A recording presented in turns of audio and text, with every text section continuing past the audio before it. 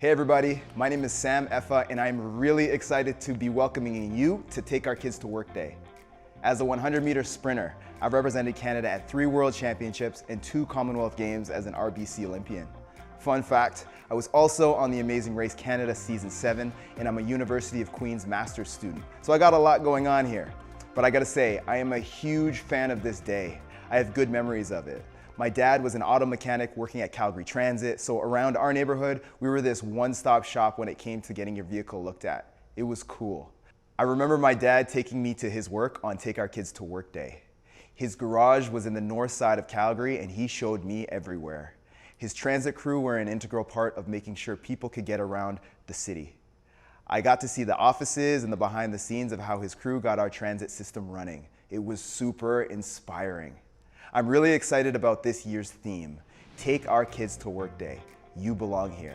As a Black athlete, I've had to believe I belong wherever I set my sights. You know, the thing I love about running is that when I step into my lane, it's just me. It's a quantitative sport where you see the work you've put forward on the track, in the weight room, and it translates directly into performance. I've been lucky to be at the start line with athletes I could identify with, but I want to be real with you. This isn't always the case. In academic and professional pursuits, I've often been the only one that looks like me in the room. But I find this a unique inspiration because I've made it a goal to be that leader that I wish I had in some spaces. Maybe you feel the same way. Whether you're a female considering a career in welding or a student of color looking to become an engineer, know that you belong in whatever profession that sparks your interest. And today, you can adopt this mentality. You're at the exciting point where you get to choose your lane. And guess what? They're all open for you. I can promise you that. You'll have the chance to hear from inspiring professionals across a range of fields. You can participate in 5 live breakout sessions and meet diverse people working in science, technology, skilled trades, and of course, entrepreneurship. And you'll also learn from some of my RBC colleagues about the coming creativity boom in the workplace. If you can't make it to all of today's live sessions, no worries. You can check them out later on the Learning Partnerships YouTube. As we start things off today, joining in from across Canada, let's take a moment for land acknowledgement. I would like to begin by acknowledging the Indigenous peoples of all the lands that we are on today.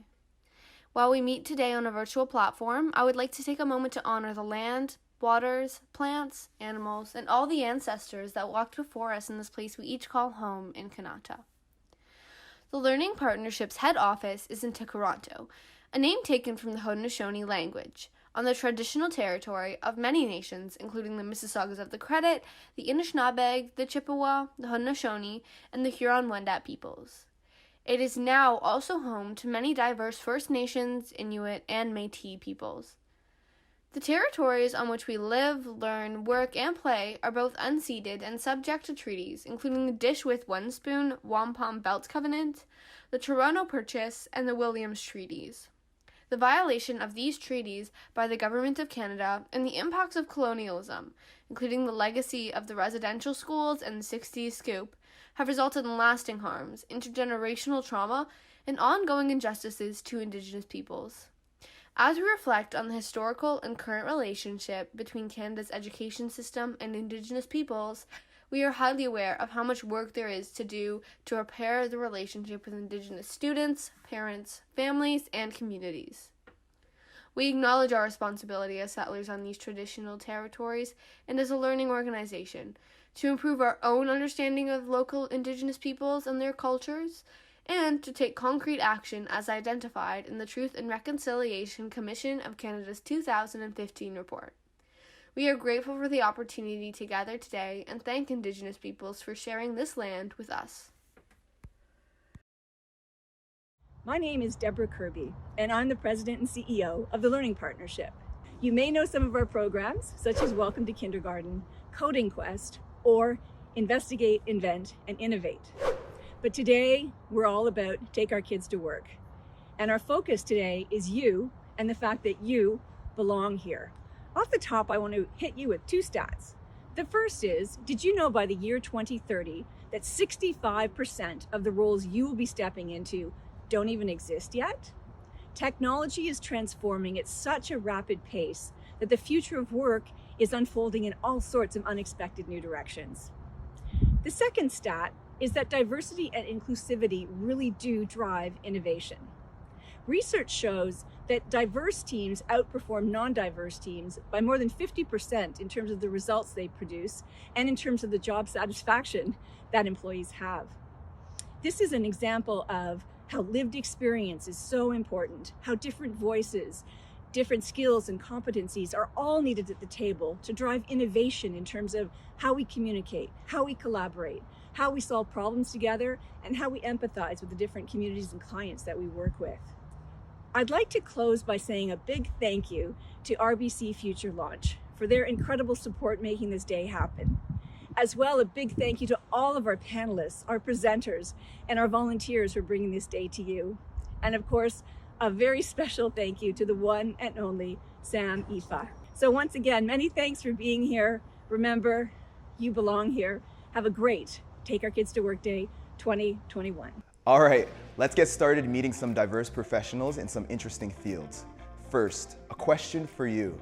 What do a paramedic, a software designer, and clinical researcher have in common? They're all careers based in science. In fact, science offers a whole world of opportunities for work. We're now going to hear a little bit more about what a career in science can look like from Manny Ewara. Manny is a strategy team lead with Johnson & Johnson Canada. He's here to share with us what led him to his current role and what the different paths are and what he considered along the way, all rooted in science.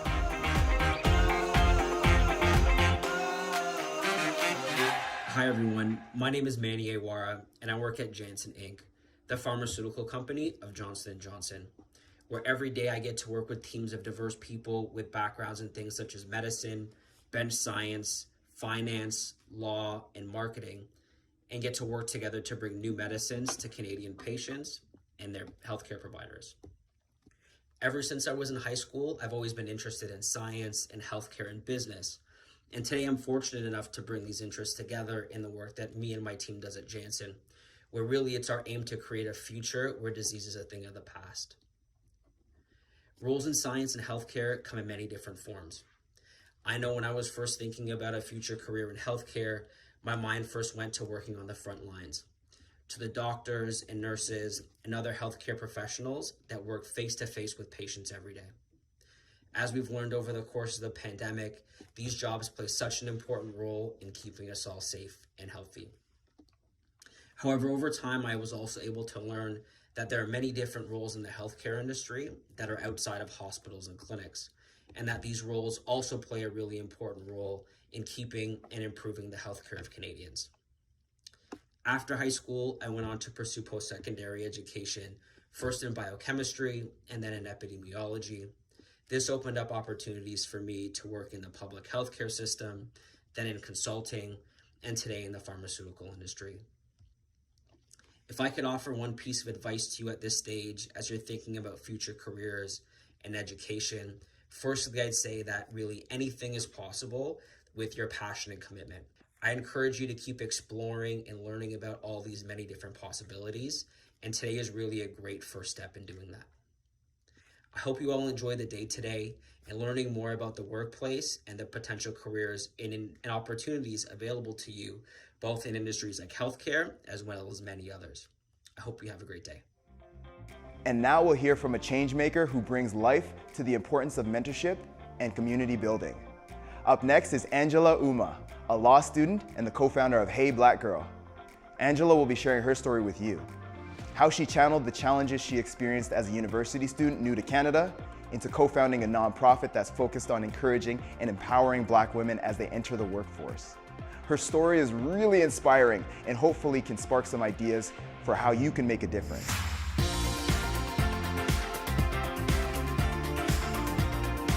Hello, my name is Angela Oma.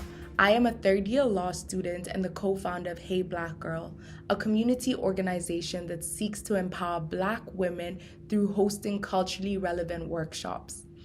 I am so excited to be a part of Take Our Kids to Work. I think this initiative is important in nurturing our youth and providing resources for them to grow. So, a bit about myself. In 2014, I migrated to Canada to pursue my undergraduate degree. And I'm not gonna lie, the first few years did present some challenges, especially because I didn't have the safety blankets of my family who did not move with me, and the same supports as many of my classmates in having well-established networks and being part of broader communities here in Canada. So, Tanaka Martina, my fellow co-founders, and I decided to create a platform that would aid Black women navigating through school life and into the workplace. So far, we have hosted professional development, mental health, sex education, and financial planning workshops, as well as launching various community initiatives. I want to encourage you all to pay forward the lessons that you have learned or you will learn in your journeys by giving back to your communities through volunteering and even founding your own organizations. I know at first it might be daunting to create an entire organization, but I would say don't be afraid to lead, embrace your role as a leader, and pour your talents into your organization. Lastly, ask for help. Email, connect with people who inspire you, seek mentorship, and surround yourself with like-minded individuals. Sometimes it's great to go straight to the source, and that's what students have been able to do with career mentors on Take Our Kids to Work Day. They've had the chance to send questions to dozens of professionals from across Canada. Check out their answers anytime at thelearningpartnership.ca/career mentors. The range of questions submitted by students has been awesome, and the professionals who have answered them really enjoyed sharing about the work that they do. They provide some solid words of wisdom and helpful lessons learned along the way. Up next, you'll hear from a student who had the chance to ask some really great questions. Hello, I am Courtney Kirschmann. I am from Fort Nelson, BC, Canada, and I am interested in going into acting in the future. What high school courses did you take that are helpful in your current job?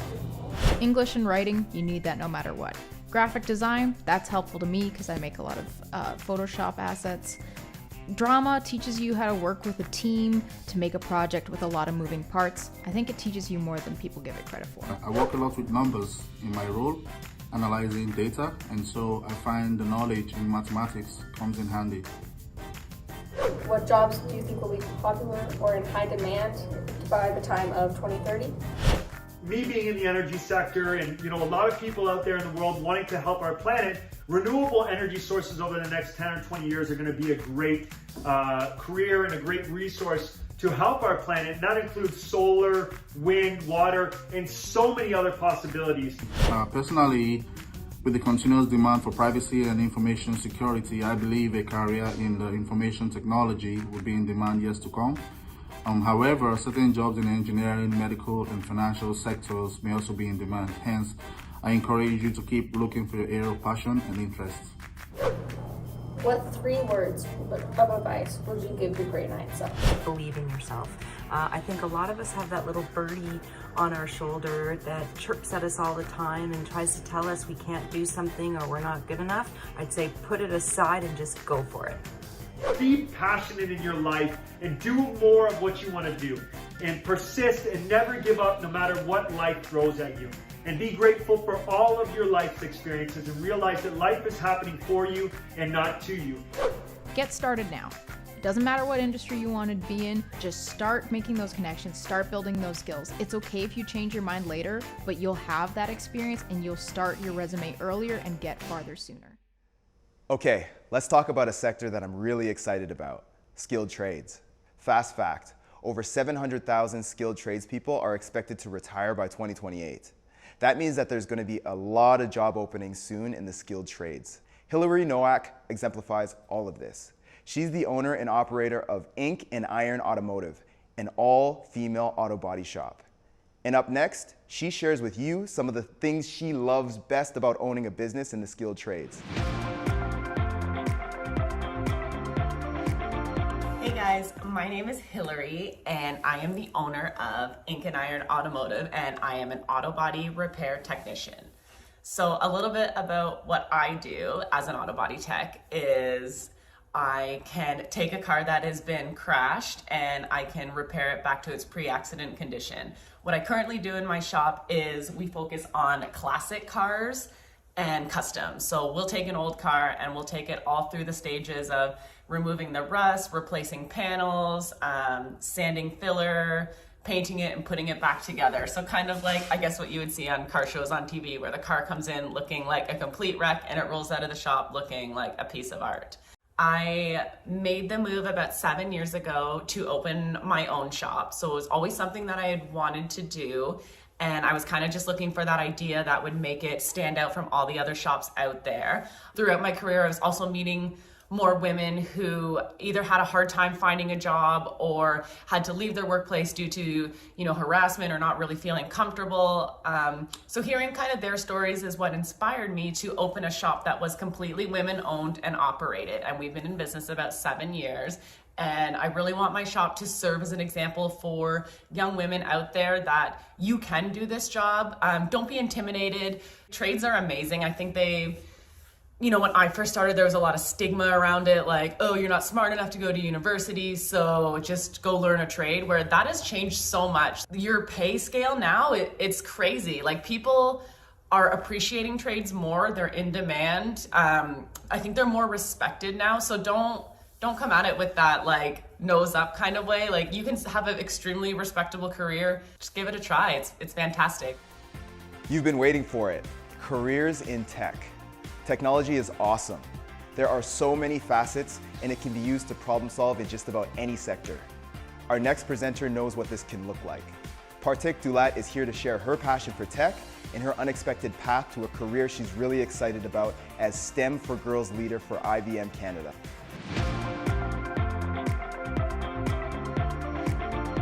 Hi everyone, I am so excited to be here with you all today. My name is Partik Dulat and I am the STEM for Girls leader at IBM Canada.